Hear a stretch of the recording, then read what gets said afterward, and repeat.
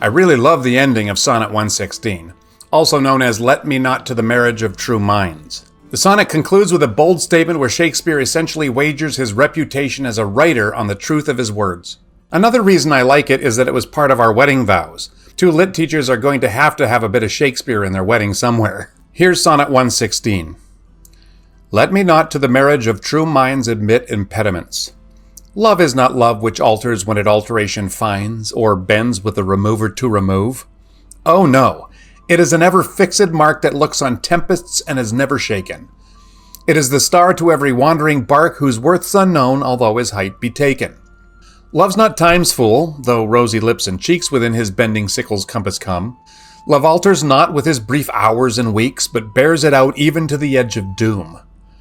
If this be error, and upon me proved, I never writ, nor no man ever loved.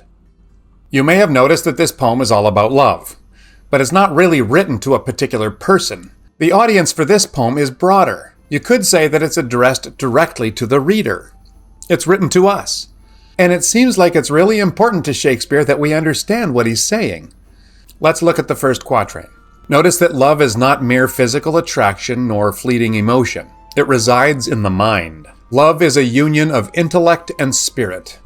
Shakespeare will not accept, when it comes to this kind of love, that there is anything that can stop it. Certainly not changes in the lovers. If you are in love with the same person, you will notice that over time, they will change.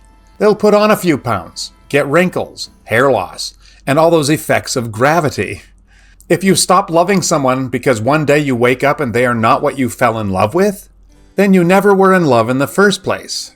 The remover is anything that tries to disrupt or destroy love. Things like time, circumstances, and personal flaws.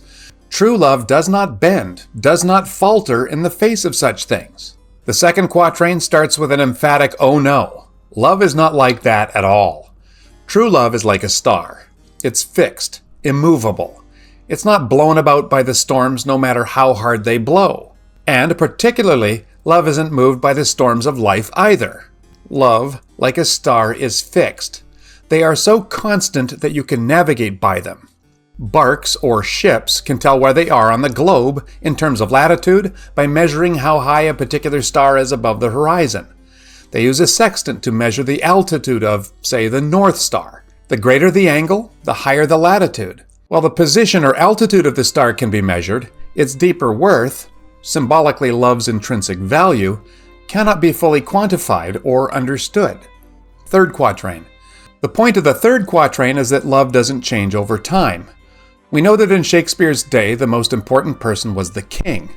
The court jester, or the fool, enjoys a special position in the court, but he was far beneath the king. When Shakespeare says that love is not time's fool, it means that love is not the subject to time, as a fool is to the king. Time is often personified as an old man with a sickle. You know, Father Time. He cuts things down. Time harvests almost everything. In these lines, time will cut down rosy lips and cheeks as he swings his sickle. This movement is likened to the movement of a compass. He probably doesn't mean one of these, but one of these. The point of this third quatrain is that love does not change or diminish over time. It will last until Judgment Day, to the end of time itself. And now for the couplet. The speaker says that if he's wrong, then he's never written anything. But since he's just written, or even is writing this very couplet, and also because he's William Shakespeare, he can't be wrong.